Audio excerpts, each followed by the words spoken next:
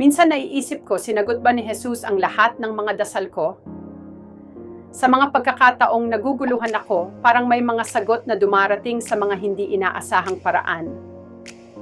Isang simpleng ngiti mula sa estranghero o isang mensahe mula sa kaibigan na akala ko'y nalimutan na ako. Pero may mga pagkakataon din na tila tahimik ang langit.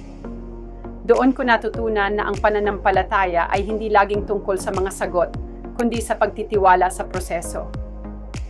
Ang mga dasal ko ay hindi laging natutupad sa paraang inaasahan ko, pero sa bawat pagsubok may natutunan akong aral. Kaya't sa bawat pagkakataon na nagdadasal ako, hindi lang ako humihingi. Ako rin ay nagiging bukas sa mga posibilidad. Kung ikaw rin ay naguguluhan, subukan mong tanungin ang sarili mo. Ano ang natutunan ko sa mga hindi nasagot na dasal?